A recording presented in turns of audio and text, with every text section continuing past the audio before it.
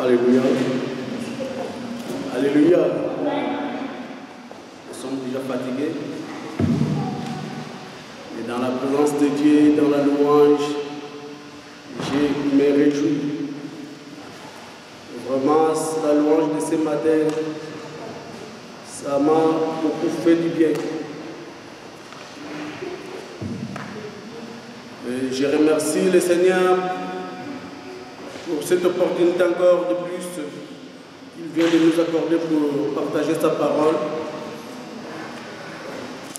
Et la présence de tout et chacun de nous fait aussi la joie de notre vie. Ce matin, nous allons partager sur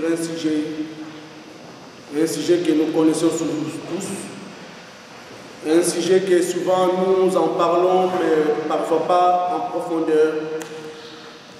Mais ce matin, par la grâce de Dieu, Dieu a mis ce sujet dans mon cœur.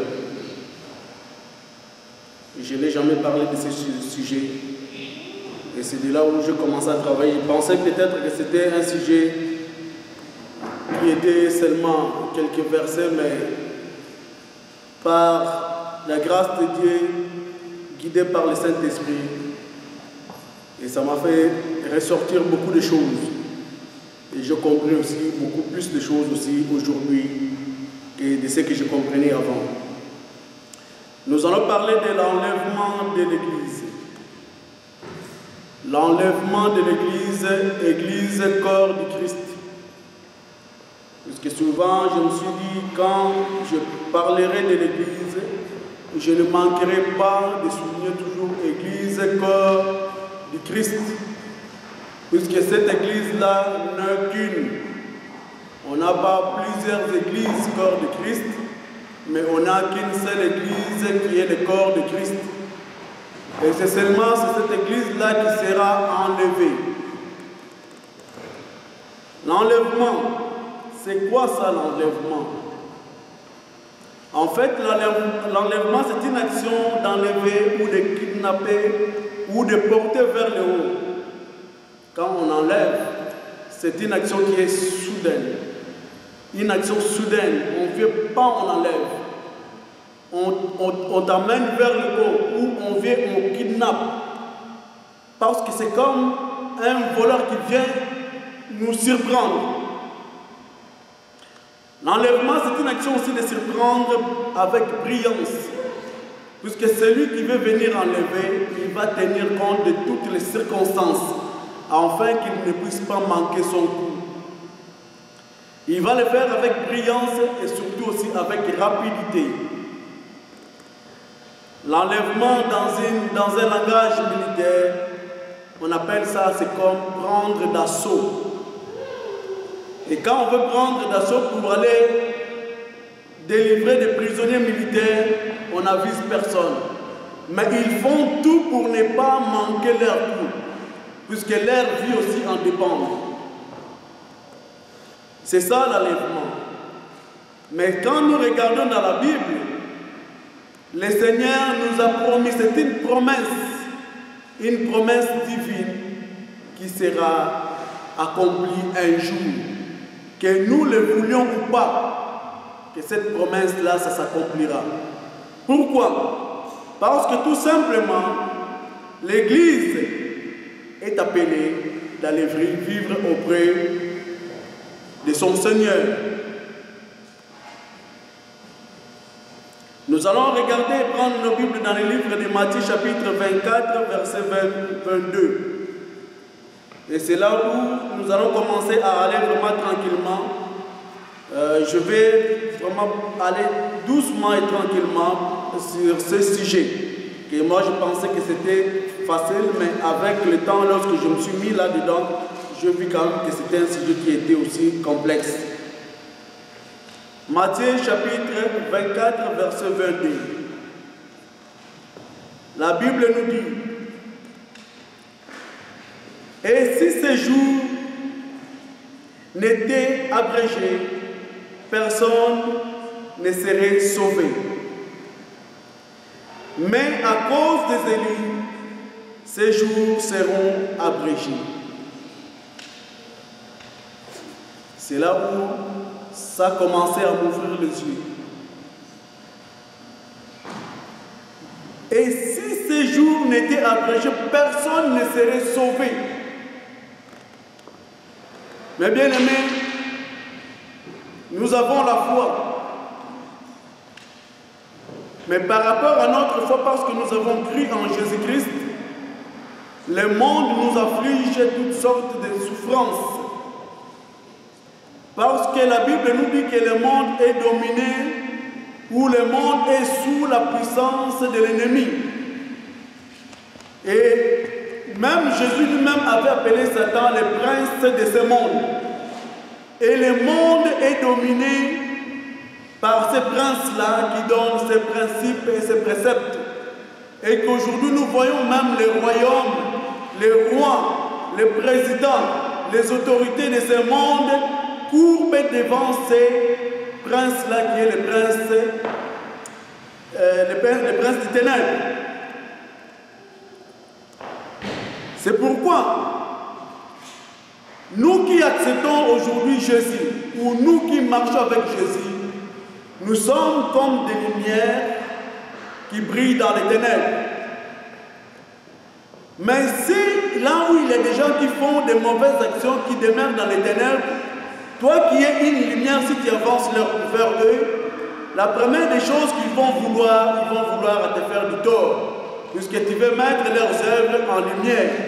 C'est pourquoi ils vont tous se déchaîner contre toi qui es la lumière, qui veut faire montrer leurs œuvres qui est ténébreuse. C'est pourquoi l'Église est affligée de toutes sortes de souffrances et de difficultés. Et c'est là où Jésus dit, que ça c'est la parole de Jésus, et si ces jours n'étaient abrégés, personne ne serait sauvé. Cela veut dire qu'aujourd'hui, mes bien-aimés, même la souffrance que nous voyons aujourd'hui n'est rien comparable avec celle qui s'en vient. Et d'autres chrétiens, même dans d'autres pays, ils vivent vraiment cette souffrance-là à haute outrance.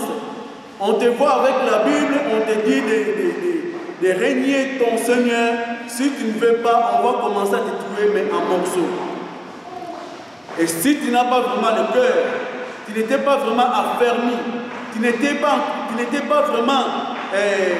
n'avais pas l'assurance du salut, tu risquerais même de régner ton Seigneur.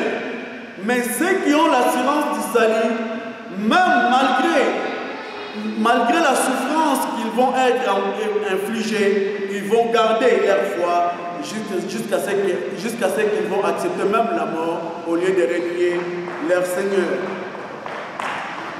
Mais bien aimés, l'Église, que nous le voulons ou pas, cette Église va être enlevée un jour. L'Église est corps de Christ. Aujourd'hui, oui, nous sommes incités à bâtir des bâtiments. C'est bien. À préparer des salles pour des réunions. C'est bien. Mais sachons qu'aucun bâtiment ne sera enlevé. Aucun bâtiment. Peu importe la beauté de ces bâtiments, peu importe les choses qui se trouvent là-dedans, aucun bâtiment ne sera enlevé.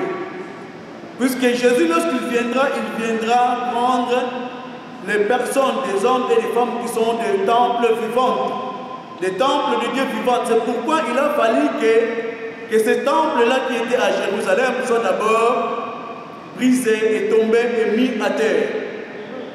Afin que personne d'autre, que ce soit Israël, ne puisse mettre sa confiance dans ce temple-là. Puisque Jésus viendra prendre les gens qui ont la présence de Dieu en eux. Et si, dans ce temple-là, la présence de Dieu était toujours là, je crois que ce temple-là serait aussi parti. Mais à cause qu'aujourd'hui, la présence de Dieu n'y est plus, alors ce temple-là, c'est nous qui sommes aujourd'hui des temples vivants de Dieu. Mais bien aimés, et lorsque j'ai lu ce verset, Matthieu 24, 22, Et c'est là où je suis descendu maintenant dans le livre de Matthieu chapitre 24, versets 9 à 15, que nous allons lire au nom de Jésus. C'est dans le même livre.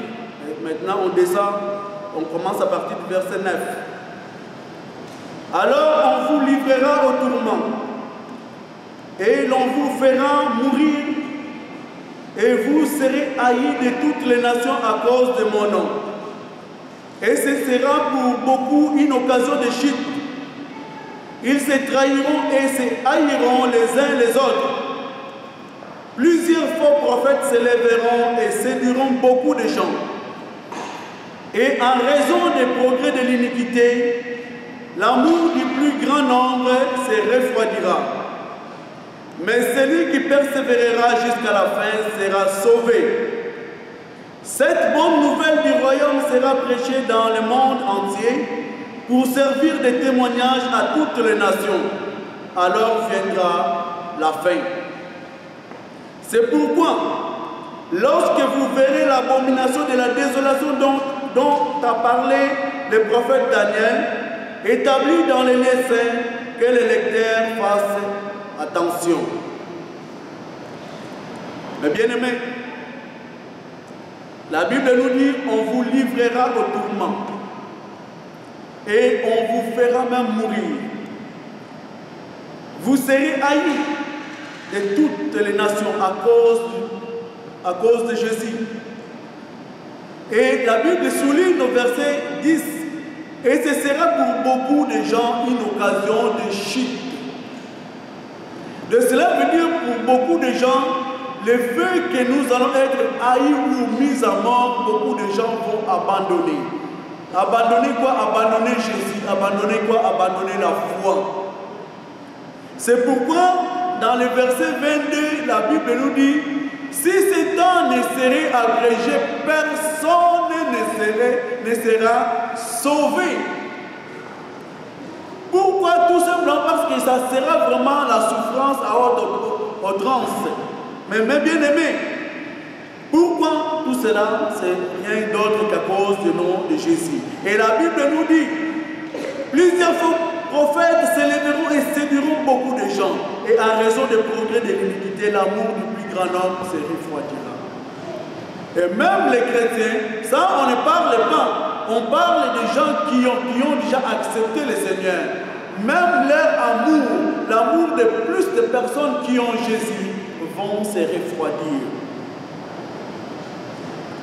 Mais seulement verset 13 qui nous dit, mais celui qui persévérera jusqu'à la fin sera sauvé. Mais bien aimé, Jésus revient bientôt. Ce n'est pas seulement un slogan que Jésus revient bientôt, Jésus revient bientôt. Oui, Jean-Baptiste a préparé le chemin du Seigneur pour l'arrivée de Jésus. Mais la mission de l'Église aujourd'hui, bien qu'aujourd'hui beaucoup de serviteurs ont leur propre mission, mais la vraie mission de l'Église aujourd'hui, c'est de préparer le retour du Seigneur pour venir chercher son corps qui est l'Église. C'est ça la mission. Peu importe ce que les gens disent que c'est ma mission, c'est ma vision. On n'a qu'une seule vision. Et la vision que nous poursuivons, c'est la vision du Christ, c'est la vision du Seigneur. C'est pourquoi nous pouvons nous tenir encore debout ici devant vous. Ce n'est pas parce que j'avais fait un rêve et que j'ai dit que c'est ma vision. Moi, je n'ai pas une vision si ce n'est que la vision de Christ. Et c'est cette vision-là que nous poursuivons. Jésus-Christ reviendra. Il dit que je reviens bientôt. Je viens bientôt. C'est à cause de cette parole-là que nous sommes appelés, jour après jour, de nous préparer à cette évidence, jour après jour, de nous préparer. Bien que nous savons qu'il y a la souffrance, nous savons qu'il y aura des gens qui vont nous haïr ou qui vont chercher à nous séduire. La séduction, c'est que ces gens-là viendront avec de belles paroles. Des paroles qui semblent amener vers la vie. mais les paroles qui vont amener directement vers la mort. Une fois, ma sœur avait partagé la parole de Dieu, ma sœur Jackie avait dit que beaucoup de gens aujourd'hui qui sont dans les églises, mais ces églises-là sont devenues comme des, j'oublie encore les termes, comme des salles d'attente. Ils attendent non pas le retour du Seigneur, mais ils attendent leur mort. Ce n'est pas ça ce que Jésus voulait. Cette semaine, j'ai essayé de faire cet exercice avec mes enfants lors de notre réunion de prière de chaque soir. J'ai posé la question. J'ai dit, Béni Dave, si aujourd'hui l'un de tes amis te dit que Béni, je viens bientôt chez toi, mais je vais passer la nuit chez toi. Ou notre ami de Divine appelle Divine, tu sais quoi? Mon père m'a autorisé de venir passer la nuit chez toi, donc je viens bientôt, je viens tout de suite là. J'ai posé la question, qu'est-ce que vous ferez, quelle sera la première chose que vous allez faire? Je les ai posé cette question. Mais sans réfléchir, ils m'ont dit que la première des choses, je vais aller préparer ma chambre. Donc, ma chambre qui est en désordre, je vais aller mettre ma chambre en ordre. Mais pourquoi? Parce que je ne veux pas que mes amis ou mon ami viennent trouver le désordre qui est dans ma chambre. Regardez, une réponse qui n'a pas beaucoup plus du temps à réfléchir, mais une réponse qui semble aussi honnête. Puisque la première des choses, nous allons chercher à cacher là où il y a des bobos dans notre chambre. Afin que lorsque nos amis vont venir, afin de les impressionner, comment est-ce que j'ai une chambre qui est vraiment propre. J'ai dit, c'est de la même façon que Jésus nous dit toujours que je reviens bientôt. C'est une promesse. Dans l'entretemps, c'est aussi comme une alarme pour nous avertir de nous préparer pour aller à sa rencontre. Cela veut dire que si lorsqu'il viendra, lorsque Jésus va venir, s'il trouve des choses qui n'est pas de lui, et ces jours-là nous allons manquer ce que nous partageons aujourd'hui, l'enlèvement. Pourquoi? Parce que le diable va dire aussi que maintenant, cette personne-là ne peut pas partir parce qu'il a aussi une partie de moi. Mais bien aimé, Jésus revient bientôt. C'est pourquoi la mission de l'Église, c'est de préparer le retour imminent de Jésus-Christ. Il reviendra. Il reviendra. Mais bien aimé, l'enlèvement, ce n'est pas seulement que l'Église qui va connaître l'enlèvement, mais nous avons des signes prémonitoires qui nous montrent que c'est quelque chose qui a été même avant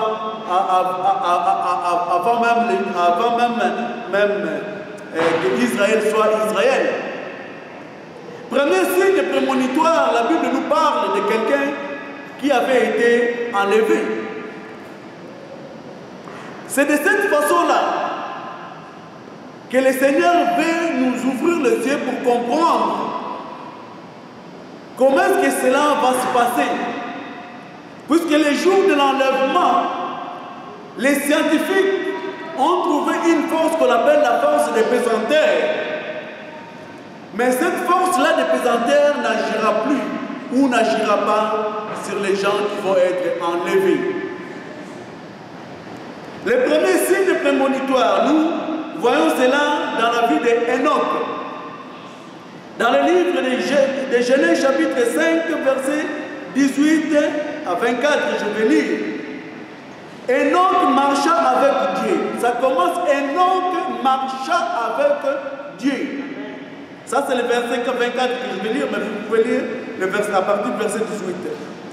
Il fut plus parce que Dieu l'enleva. Enoch marcha avec Dieu, il ne fut plus parce que Dieu l'enleva. Dieu a enlevé Enoch. La seule raison qu'il y avait poussé Dieu de l'enlever, parce que Enoch marchait avec Dieu. Ça, c'est le premier signe prémonitoire. Et dans le livre d'Hébreux chapitre 11, verset 5, nous avons même les témoignages d'Enoch. Qu'est-ce que la Bible nous dit? Hébreux chapitre 11, verset 5. La Bible nous dit, c'est par la foi qu'Enoch fut enlevé de sorte qu'il ne vit pas la mort. Et on ne le trouva plus, parce que Dieu l'avait enlevé. Car avant son enlèvement, il a reçu les témoignages qu'il plaisait à Dieu. Avant son enlèvement, il a reçu un témoignage. Quel est le témoignage que toi tu as? Et tant que personne, quel est le témoignage que toi tu as? Jésus, lorsqu'il viendra, il ne va pas prendre des baptismes. Des baptismes vont partir où beaucoup de gens pensent que lorsqu'il va venir, les pasteurs vont se mettre à la porte. Ce sont eux qui vont commencer à choisir. Toi, monte. Toi, monte. Toi, monte. Non, tout ça, ce sont des hérésies. Puisque que ce soit même lui-même, le pasteur est appelé de se préparer.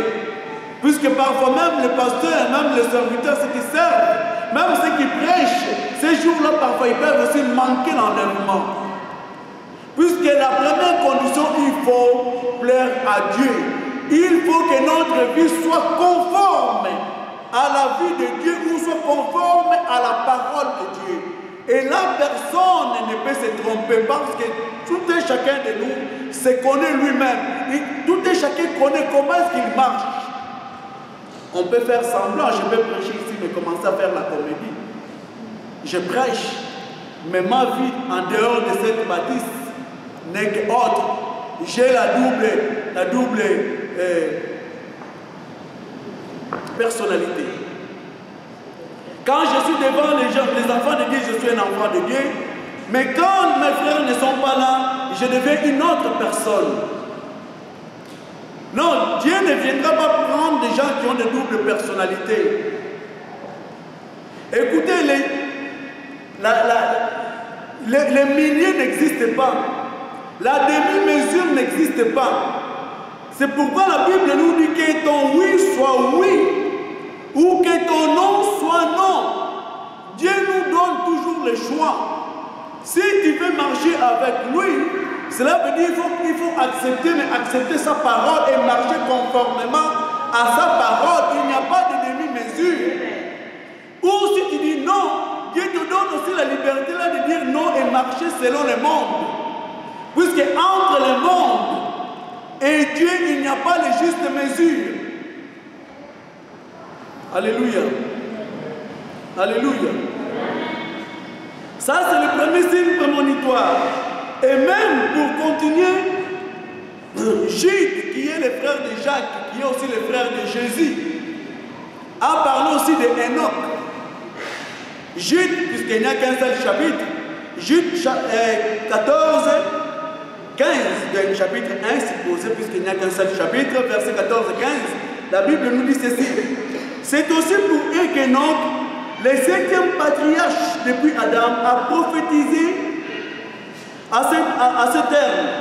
Voici que le Seigneur est venu avec ses saintes myriades d'anges pour exercer le jugement contre tous, pour faire rendre compte à tous. Les impies de tous les actes d'impiété qu'ils ont commises et de toutes les paroles qu'on proférait contre lui, les pécheurs impies. Et quand nous regardons ce que Jude dit ici, Enoch, la Bible nous dit, a prophétisé. Dieu lui a fait montrer ce qui viendra. Le bien-aimé, je vais le souligner déjà. Souvent on parle, puisque quand on lit Enoch, on parle du jugement. C'est difficile de parler de l'enlèvement et de ne pas parler du jugement. J'ai fait cet exercice-là, mais à tout moment, je tombais toujours vers le jugement. Mais je vais le souligner déjà d'avance, que ceux qui vont participer en enlèvement ne subiront pas le jugement. C'est ce que la Bible nous dit. C'est pourquoi plaisons à Dieu maintenant et marchons avec Dieu maintenant et acceptons Jésus dans notre vie et marchons avec Jésus. Tout simplement parce que ceux qui vont être enlevés, la Bible nous parle lors de l'enlèvement, ces personnes-là vont aller où? Vont aller pour célébrer la fête des noces pendant combien d'années? Pendant 1000 ans. Puisque c'est la tête qui va venir chercher quoi? Le corps. La tête et le corps forment quoi? Forment qu'un seul corps. Mais comment voulez-vous que vous êtes parti pour aller célébrer les 1000 ans et puis vous allez revenir encore, la tête va se séparer encore du corps et puis la tête va commencer à juger encore le corps? Non, ces enseignements-là, ce sont des hérésies. Mais ceux qui vont participer à la fête des noces pendant 1000 ans, lorsqu'ils vont venir, ceux qui n'ont pas participé à l'enlèvement, ceux qui vont rester, des chrétiens qui jouent avec leur vie, des chrétiens qui jouent avec leur vie, qui faisaient semblant, des hommes de Dieu qui faisaient semblant, des prédicateurs qui faisaient semblant, des chantres qui faisaient semblant, ces gens-là, ces jours-là n'y vont pas participer à l'enlèvement, et après 1000 ans, lorsqu'ils vont venir, l'agneau lui-même, c'est à ce moment-là, les gens qui étaient restés, ce sont eux qui vont subir quoi? Le jugement. C'est pourquoi la Bible nous dit, ne savez-vous pas que vous jugerez les anges?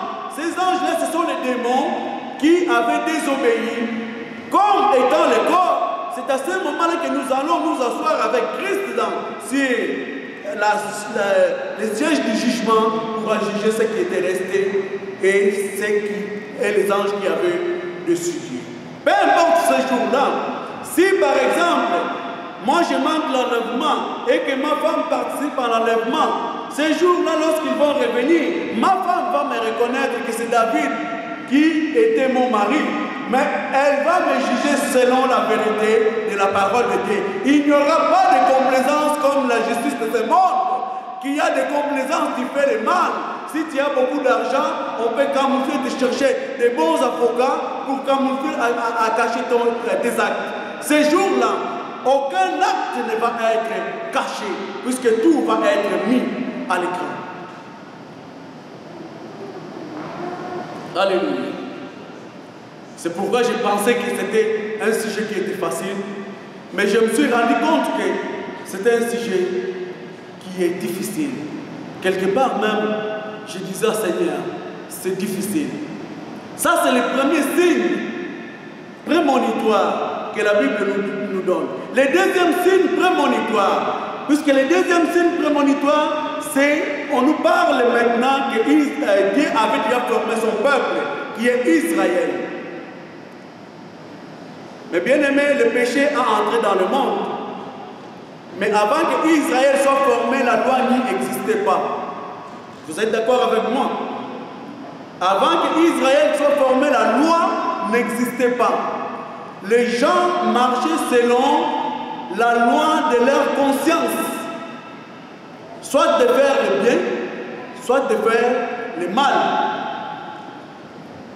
Mais lorsque Israël a été formé, lorsque Dieu a formé Israël, Dieu a tiré Israël du monde, c'est à ce moment-là que Dieu a donné la loi. Pourquoi la loi? La loi a été donnée pour encadrer son peuple Israël afin de ne pas commettre les péchés. Mais la Bible nous dit, Élie, venant dans le monde, nous connaissons l'histoire d'Élie. Nous connaissons comment est-ce qu'il avait combattu les 450 prophètes de Baal.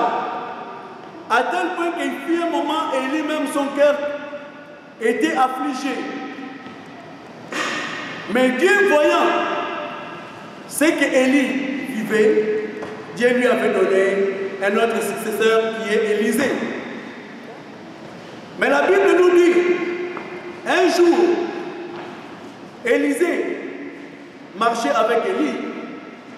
Il y a les fils des prophètes qui sont venus vers Élisée lui dire que ne sais-tu pas que ton Seigneur va être enlevé aujourd'hui? Nous allons le voir dans le livre des 2 Rois, chapitre 2, versets 1 à 14. Parce que je ne peux pas parler seulement dans le vide comme ça, mais nous voulons regarder ça à la lumière de la parole de Dieu. Nous allons lire, si vous voulez, vous pouvez lire à partir du verset 1 jusqu'à 14, mais moi je vais lire à partir du verset 10 jusqu'au verset 14. Élie dit à Élisée, tu demandes une chose difficile, mais si tu me vois pendant que je serai enlevé d'auprès de toi, cela t'arrivera ainsi. Sinon, cela n'arrivera pas. 11. Comme il continue à marcher et en parlant, voici qu'un char de feu et des chevaux de feu les séparaient l'un de l'autre. Alors Élie monta au ciel dans un tourbillon. Élisée regardait et criait, mon père, char d'Israël et sa cavalerie. Puis il ne le vit plus. Élie est parti. Nous savons, il a fallu qu'il traverse d'abord le Jourdain. Il a fallu qu'Élie prenne son manteau, frappe sur le Jourdain, et puis le Jourdain s'est séparé, ils sont partis. C'est de l'autre côté, qu'on appelle le Transjourdain, c'est de l'autre côté qu'Élie a été enlevé. Et lorsque Élisée voulait retourner, puisque de l'autre côté, les fils des prophètes regardaient de loin, Élie a pris le manteau d'Élie, a frappé aussi, il a traversé de l'autre côté. Et les fils des prophètes sont venus, il faut lire ça, ils sont venus lui dire que, on a vu vraiment ton Seigneur est parti, mais si tu veux, nous sommes tes serviteurs, choisis parmi nous quelques personnes, nous irons aller chercher ton Seigneur. Peut-être il est parti dans un tourbillon, peut-être il est tombé dans l'île de montagne. Il faudrait que nous allions vraiment pour aller le chercher. Et Élisée a refusé, mais à cause de leur insistance, Élisée les a permis de faire quoi? D'aller chercher Élie parmi les montagnes. Peut-être que les chars de paix l'ont jeté dans l'île de montagne. Ils sont partis et ils ont cherché. Ils n'ont pas trouvé Élie. Ils n'ont pas trouvé Élie. Mais bien aimé, cela veut dire que ça c'est le deuxième signe. L'enlèvement, c'est une promesse. Et cette promesse-là, ça s'accompagne avec ce que Jésus avait dit. Je reviendrai. Jésus a beaucoup parlé de ça, même avant sa mort. Il a dit que j'irai vers mon Père pour aller vous préparer quoi? Une place. Et il y a eu beaucoup de disciples qui avaient posé des questions. Et d'autres ont posé des questions, mais nous ne savons même pas là où tu vas. Et l'autre a dit, montre-nous seulement le Père, cela nous suffirait. Mais bien aimé, c'est un sujet parfois qu'on en parle peu dans les églises, mais un sujet qui a aussi une force, un sujet que tous les chrétiens devraient vraiment avoir dans leur cœur. Pour cela, pour commencer à se préparer jour après jour dans cette éventualité. Mais bien aimé, cet homme Élie a reçu beaucoup plus de témoignages aussi même de Jésus-Christ de lui-même. Et même lorsque Jésus-Christ, beaucoup de gens l'ont confondu avec Élie. Ils ont posé la question, es-tu Élie? Écoutez, lorsque Élie était là, personne ne voulait croire à ce que Élie disait. Personne ne voulait le croire. Mais jusqu'aujourd'hui, Israël continue à attendre qu'Élie de revenir encore.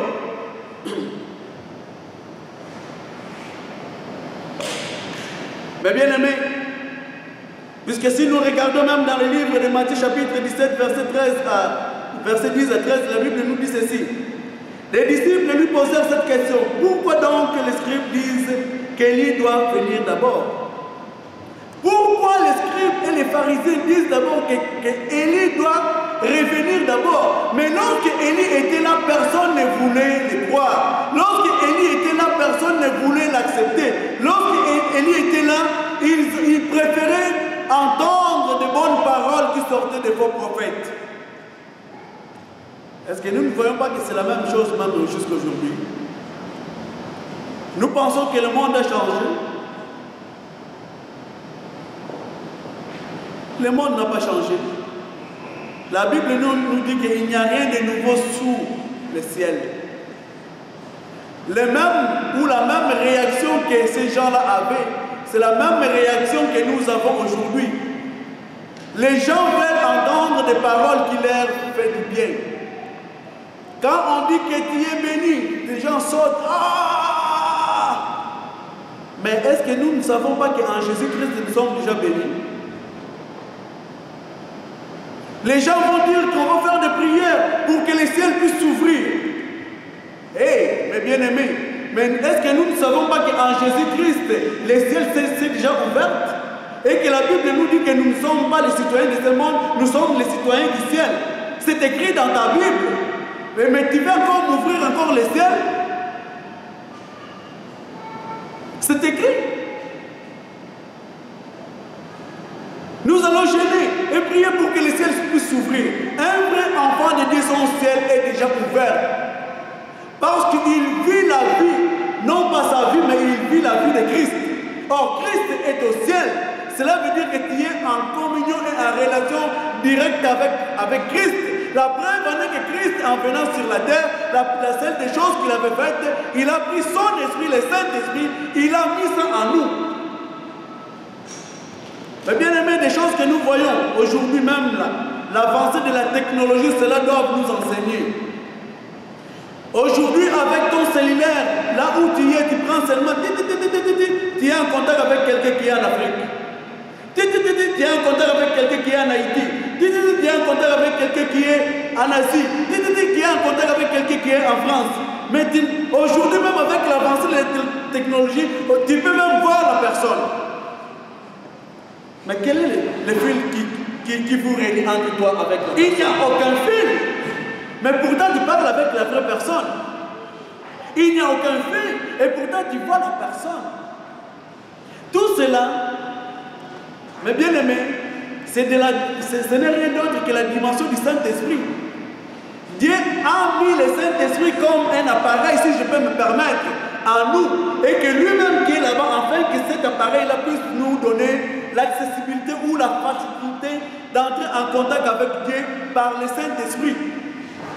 Amen. Amen. Si aujourd'hui nous pouvons entrer en contact avec Dieu, ce contact-là n'est que possible si nous marchons par l'Esprit de Dieu.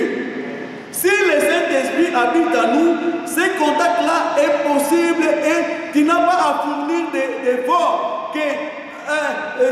C'est quoi ça? Pour ouvrir le ciel.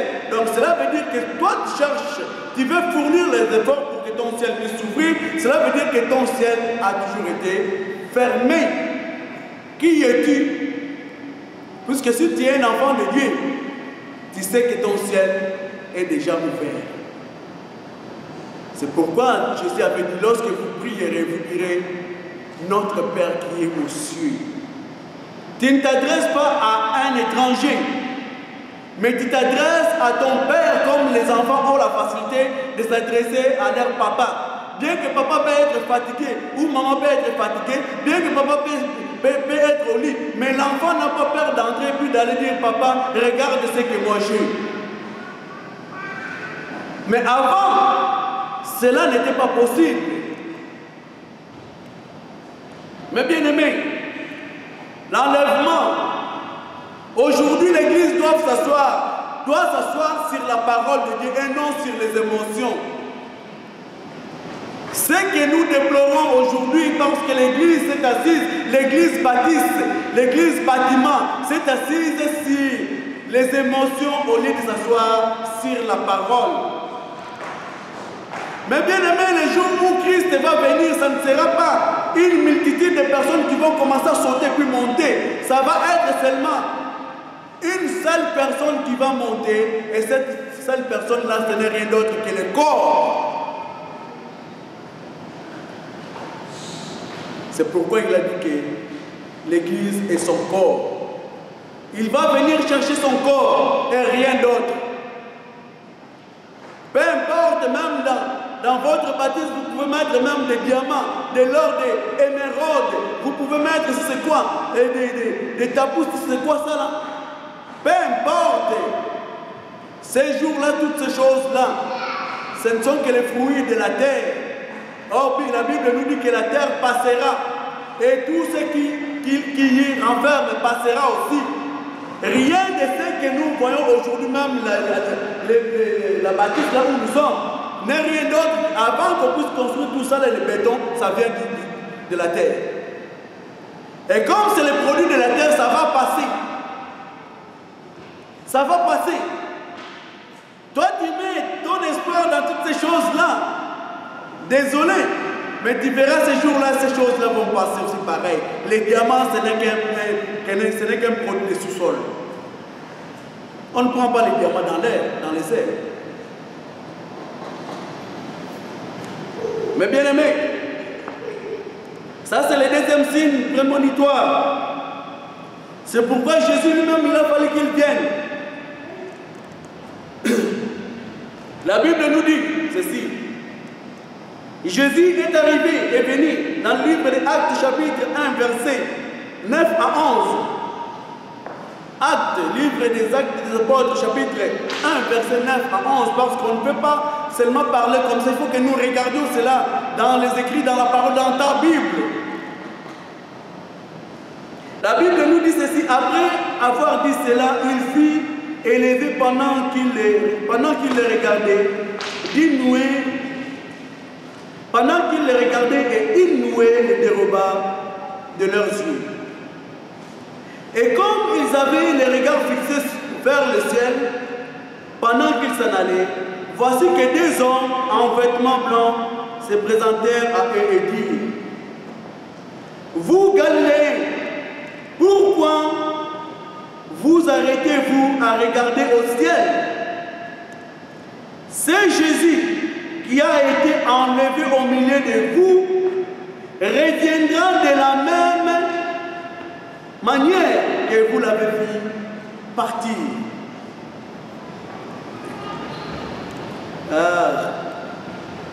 Reviens, je reviens. J'ai essayé de faire même des recherches.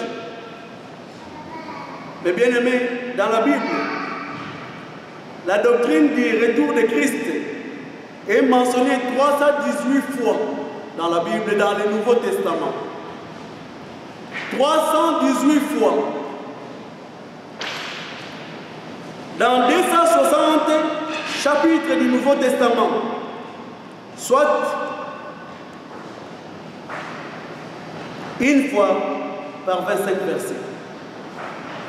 1 sur 25. Ceux qui aiment les statistiques, ils peuvent faire les calculs. Pourquoi? Parce que cela est vraiment très important. À cause de son importance. À cause de son importance, c'est pourquoi le retour de Jésus, la doctrine des retours de Jésus est soulignée 360 fois dans le Nouveau Testament. Si cela n'avait pas d'importance, on n'allait pas en parler autant. Écoutez, nous pouvons tout faire, puisque c'est ça qui se passe aujourd'hui. Ah, je viens à l'église, ah, mais comment après la réunion, comment c'était? Ah, c'était bien, ah, c'était vraiment bien. Ah, les prédicateurs, ils sautaient, les prédicateurs, ils faisaient des... Ah, les chantres, regardez. Mais si ces jours-là arrivaient aujourd'hui, malgré tous les efforts que nous fournissons, venir à l'église, chanter, louer, prêcher, parler de la part de Dieu, et ces jours-là frapper aujourd'hui, je prends l'exemple de moi-même, je vous vois tous partir, et moi avec mon micro, je reste. Est-ce que vous ne serez pas étonnés? Vous ne serez pas étonnés? Dire, oh, mais pourquoi il faisait tout cela? Au moment où lui-même savait qu'il n'y participera pas. Mais pourquoi il faisait cela? Les gens aujourd'hui, ceux qui font cela parce qu'ils le font à cause de leur ego, à cause de leurs propres intérêts. C'est pourquoi Jésus dira aux pharisiens, Non pas seulement vous ne voulez pas entrer, mais vous voulez faire quoi encore? Vous voulez empêcher aux autres d'entrer. C'est pourquoi ils viennent avec des paroles qui suscitent tellement vos émotions ou qui suscitent tellement nos émotions. Pour ne pas manger vraiment la vraie nourriture qui crée la foi en nous et qui crée cet attachement avec le Seigneur et qui nous donne la crainte de vivre avec Dieu. Et cette crainte-là, c'est ce qui va faire que nous nous préparons jour après jour pour le retour du Seigneur. Donnons-les seulement des miettes. Parce qu'eux-mêmes, ils savent ce qu'ils sont. Eux-mêmes, ils savent ce qu'ils sont. Mais bien aimé, ce n'est pas le nombre d'années. Ce n'est pas le nombre de jours. Puisque Dieu dira dans sa parole, devant lui 1000 ans est comme un jour, et un jour est comme 1000 ans. Dieu avait promis qu'un jour il enverrait son Messie, qui est Jésus-Christ. Les temps étaient si longs, mais Jésus était venu pour sauver l'humanité. Et aujourd'hui, malgré la durée du temps, Jésus finira par venir enlever son Église. Mais la question que je me suis posée, cette question-là, je me suis posée, oui, Enoch a été enlevé, oui, Élie a été enlevé, mais pourquoi Élie ou Enoch ne pouvaient pas sauver l'humanité? Puisque aujourd'hui, même en Israël, tu peux parler du mal des gens, mais il ne faut jamais parler du mal de Moïse et Élie. Il ne faut même pas essayer. Puisque Moïse, c'est quelqu'un qui est grand auprès de ce peuple-là. Et Élie aussi. Mais pourquoi ils ne pouvaient pas sauver? Parce que tout simplement, ils ont été enlevés. Ils n'ont pas goûté à quoi? À la mort. C'est là où j'ai eu la réponse. Puisque j'ai posé des questions, je me suis arrêté. Ils ont été enlevés par Dieu, mais ils n'ont pas goûté à la mort. Mais Jésus, par contre, il a fallu qu'il goûte d'abord à la mort avant qu'il soit enlevé. Pourquoi? Parce qu'il y a eu des gens qui étaient morts avant qu'ils viennent sur la terre. Il a fallu que Jésus, en allant sous la terre pendant 3 jours, il n'était pas seulement parti sur la terre pendant 3 jours pour partir, mais il avait une mission. Si ce n'était pas cette mission-là, Jésus pouvait aussi s'envoler comme ça. Ce n'était pas Pilate qui lui faisait peur, ou Pilate n'avait aucune puissance ni aucune autorité devant Jésus. Mais Jésus est descendu dans le séjour de mort parce qu'il devait accomplir cette mission-là. Il l'avait accompli d'abord sur la terre et il devait accomplir encore cette mission-là sous la terre. Pour aller faire quoi? C'est là où j'ai été bloqué. Les versets m'est venu à cœur, mais je cherchais les versets, je ne trouvais pas à tel point que j'avais eu le mal de tête. J'ai dit, je voulais appeler des frères, j'ai dit, pasteur, il est au travail. Frère Marco, il est au travail. J'ai dit, bon, je vais essayer, comme c'était vendredi, je vais essayer un moment, peut-être il est à la maison. C'est là où je l'avais appelé. Il est là, j'ai appelé, j'ai dit, je suis bloqué quelque part. Regarde, cherche-moi un verset qui dit qu'il est descendu dans le séjour des morts pour aller évangéliser. Après un temps, il m'a rappelé et m'a donné ce verset. Ce verset qui est dans les livres de 1 Pierre.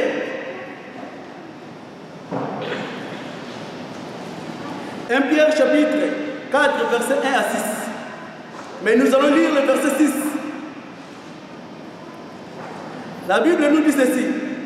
C'est pour cela en effet que les morts aussi ont été évangélisés, afin qu'après avoir été jugés selon les hommes, quant à la chair, ils vivent selon Dieu, quant à l'esprit. Les morts ont été évangélisés. c'est pourquoi Jésus devrait descendre dans le séjour des morts pour aller évangéliser les morts qui étaient captifs. Écoutez, mes bien-aimés, la Bible nous dit, Jésus lui-même avait dit, faites attention puisque dans les derniers jours, Sodome et Gomorrhe, vous risquez d'être jugés plus dur que Sodome et Gomorrhe. Donc, lorsqu'il est descendu, Jésus en évangélisant, il ne s'est pas seulement concentré sur son peuple qui est Israël, mais l'évangélisation c'est pour toutes les nations. Donc cela veut dire s'il est descendu dans les séjours de mort, tous ceux qui l'ont accepté, comment? C'est un mystère puisqu'il est lui-même Dieu. Tous ceux qui l'ont accepté ces jours-là, peut-être il y aura aussi déjà de Sodome et de Gomorrhe aussi. Peut-être il y en avait aussi des innocents. J'ai dit peut-être. Mais bien aimé, c'est pourquoi Jésus il a fallu qu'il descende dans le séjour des morts. Et le deuxième verset, ma soeur, qui m'avait donné, c'est Éphésiens chapitre 4, verset 8 à 10. La Bible nous dit ceci. C'est pourquoi, Éphésiens chapitre 4, 8 à 10, vous pouvez vérifier. C'est pourquoi il est dit, il est monté dans les hauteurs, il a amené des captifs et il a fait des dons aux hommes.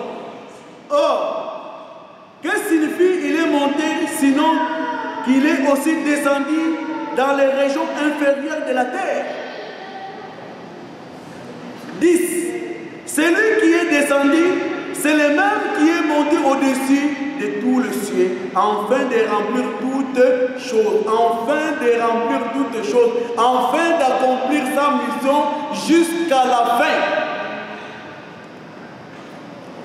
Et en pensant à cela, directement, il y a eu quelque chose qui m'est venu dans mon cœur, la théorie du vaccin. J'ai dit, Seigneur, c'est quoi ça encore la théorie du vaccin? Mais bien aimé, quand on parle de ces choses, peut-être parfois on dit, tu as fait la biochimie et tu connais cette théorie-là du vaccin. Je me souviens, oui, j'ai fait la biochimie et je connais la théorie du vaccin. Et c'est quoi la théorie du vaccin?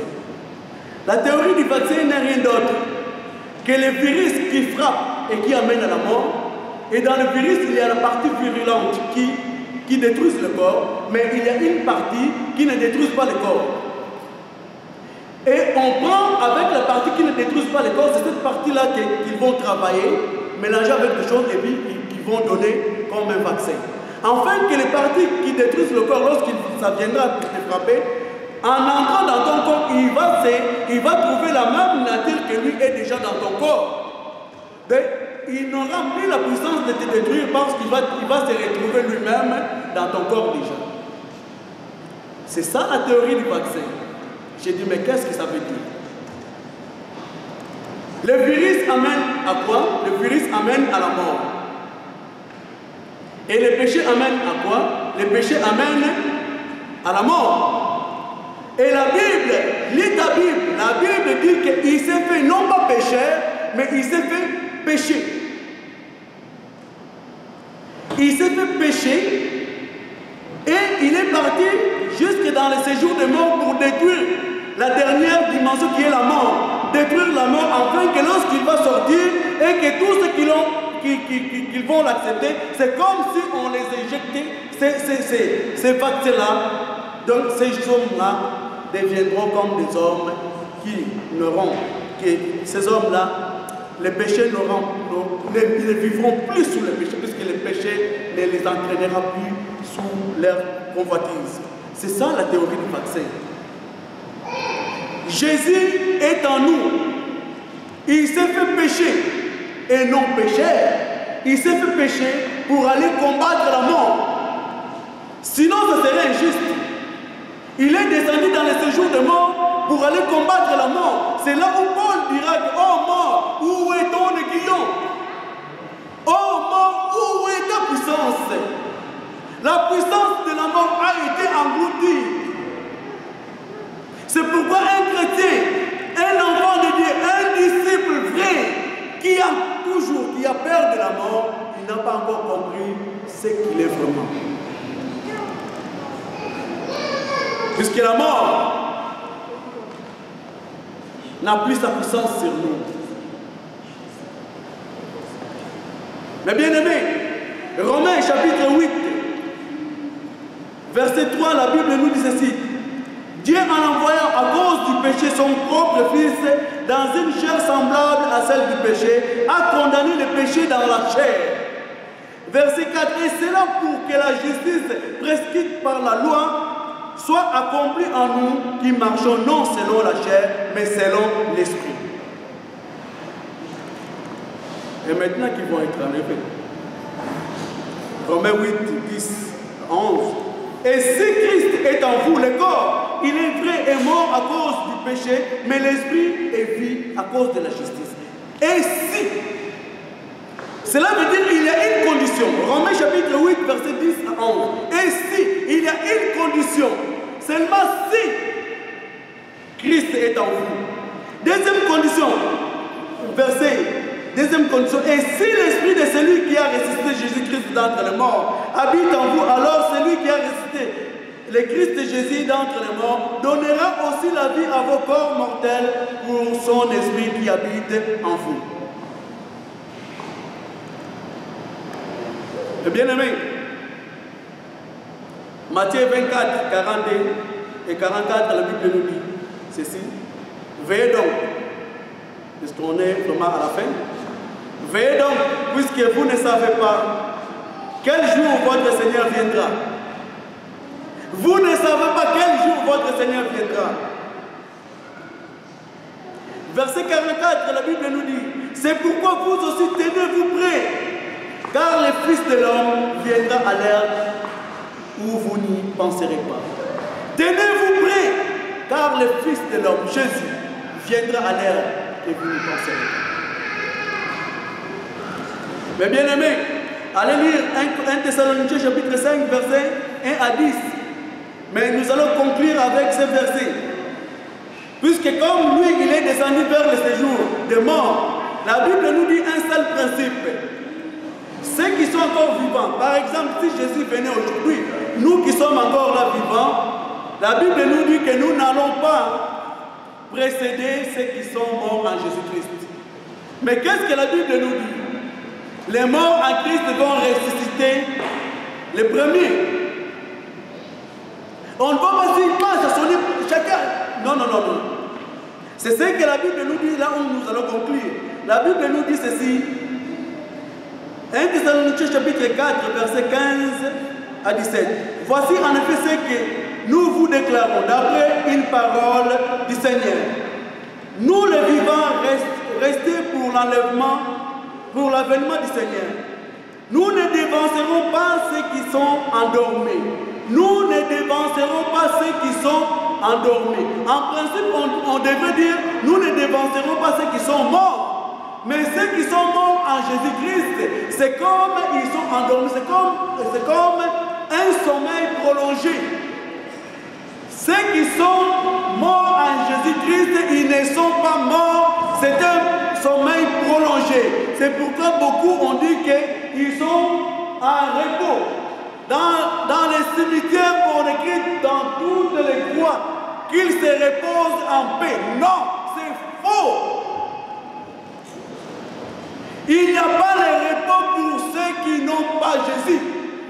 Le repos est seulement pour ceux qui ont marché avec Jésus. Peu importe le jour de ta mort, on peut appeler même le pape, venir avec sa soutane blanche, faire toutes sortes de cérémonies, cela ne changerait à rien. C'est le mensonge. Si cela est possible le jour où je m'endormirai aussi, qu'ils écrivent qu'ils s'endorment en paix. Si cela était possible, j'achèterais moi-même ma croix déjà. Et je mettrais cette inscription qu'ils s'endorment en paix. Le repos n'est que pour les gens qui ont Christ maintenant, qui marchent avec Christ. Non pas pour les comédiens, non pas pour les gens qui portent le nom, mais qui ne vivent pas la vie de Christ.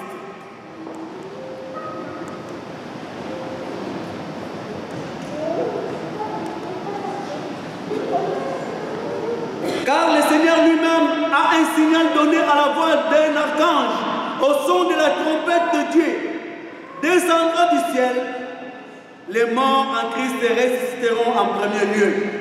Ensuite, verset 17, nous les vivants, nous serons restés, nous serons enlevés ensemble. Nous serons enlevés ensemble. Personne ne va dévancer personne. Parce que nous allons former tous, nous allons former un corps, un seul corps. C'est maintenant.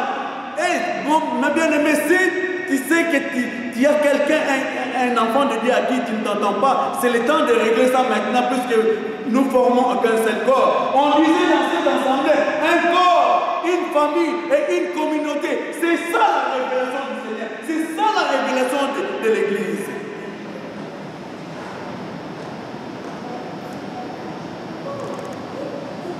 Ensuite, nous les vivants qui serons restés, nous serons enlevés ensemble avec eux dans les nuées. Jésus était dans les nuées. À la rencontre du Seigneur dans les airs. Et ainsi, nous serons toujours avec le Seigneur. Pas de jugement pour ces gens-là. Pas de jugement. Mais je veux souligner cet effet-là. Souvent, les gens confondent le jugement avec les couronnes.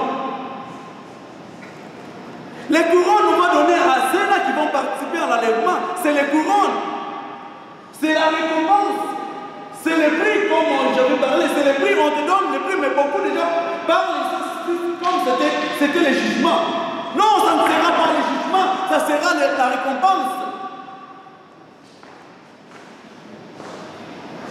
Les jugements, nous qui allons participer à l'enlèvement, après 1000 ans, célébrer la noce, on va venir au jugement. Que le nom de Jésus soit loué. Que le nom du Seigneur soit loué. Que seul son nom, puisque je n'ai pas parlé mon nom, je n'ai pas cité mon nom, j'ai cité le nom de Jésus, lui qui avait payé le prix pour nous, lui seul qui mérite toute la gloire, au nom de Jésus. Amen.